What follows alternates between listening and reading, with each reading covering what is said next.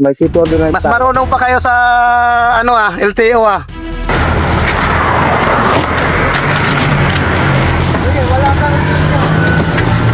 LTO, hindi sinangto ng enforcer na to. Ayan o, yung city ordinance o. Picture ano? Oh, 2024 pa. Ang LTO nga hindi na nakumpiska. LTO. Tapos kayo ngayon? City ordinance tayo. May city ordinance tayo. Hindi. Sa anong kadahilanan? Mas pinangahawakan daw nila ang city ordinance kaysa sa ordinansa ng LTO na bawal na mangumpiska ng lisensya. Ibalik niyo yung lisensya ko. Hindi ako tatanggap niyan.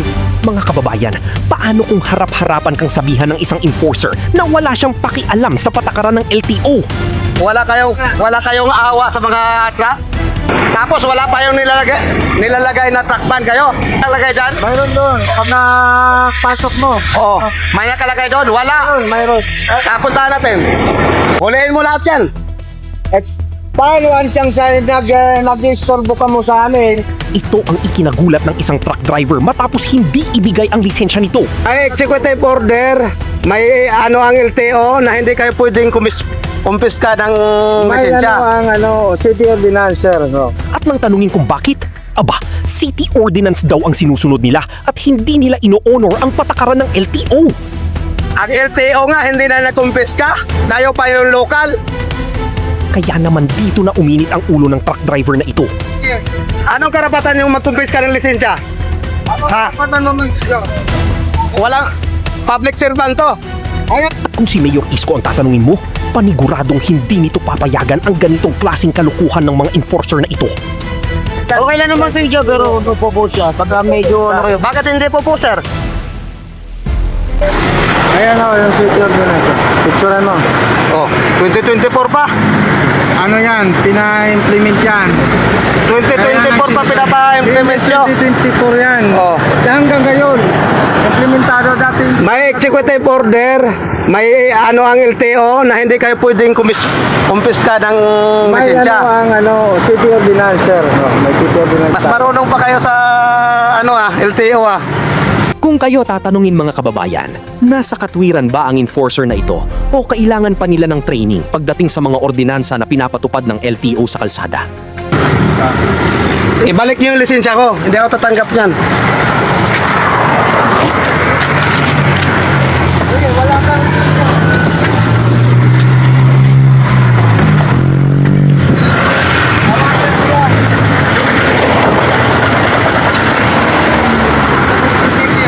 Anong karapatan yung magkumpiska ng lisensya?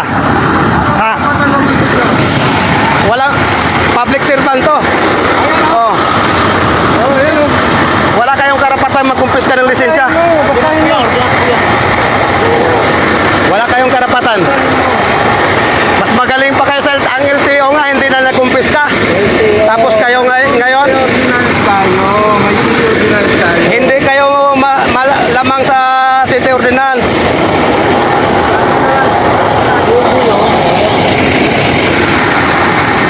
Okay lang naman sa iyo, pero ano po siya? Pagka medyo Bakit hindi po sir? hindi po naman. Public to sir. Public to. Kung kami sisiraan niyo sa trabaho, Hindi naman sisiraan yan eh. Hindi na kayo pwede magkumpiska ng lisensya. ordinance, basahin niyo po. Kahit na may ordinance. Ang LTO nga hindi na nakumpiska. 15 days.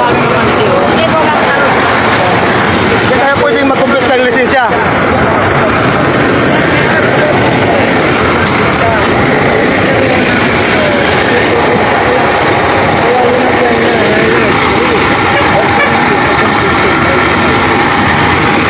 Ang LTO nga hindi na nakumpiska. Tayo pa yung local.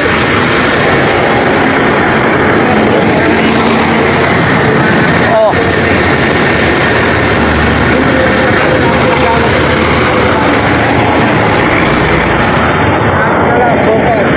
Oh, sige. Busita tayo para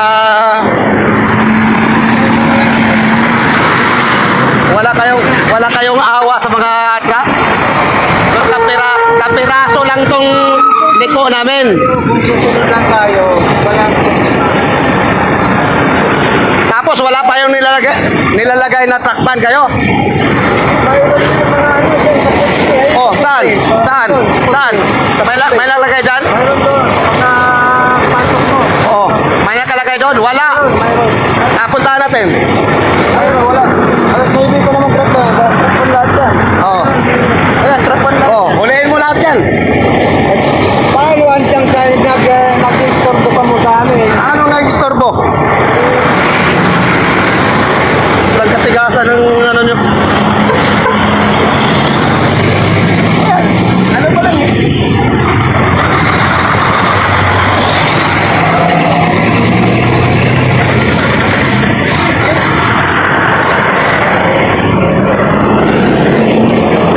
Gago.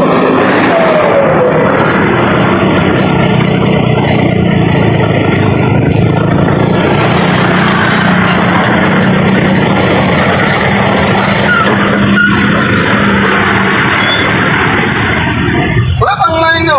Ha? Wala pang line. Bakit hindi yan pinag-uuli natin? Wala pa naman alas 9 daw ang kapag.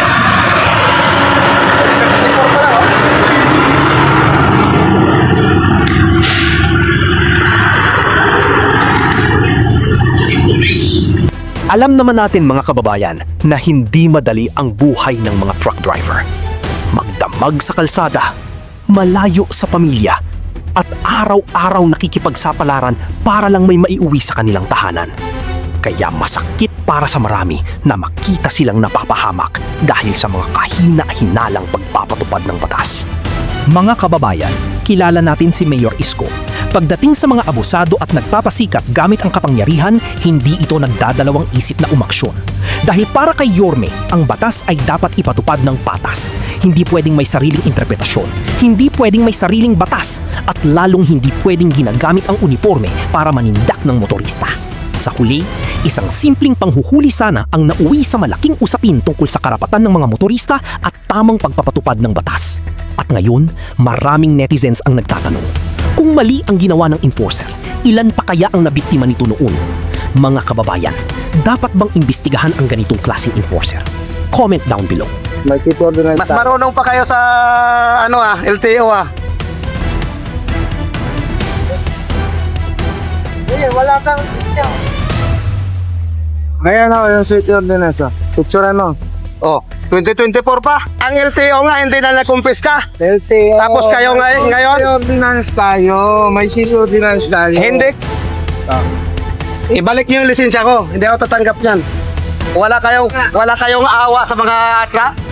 Tapos wala pa yung nilalagay na truck ban kayo. Nakalagay dyan? Mayroon doon. Pag napasok mo. Oo. May nakalagay doon? Wala. Mayroon. Huliin mo lahat yan.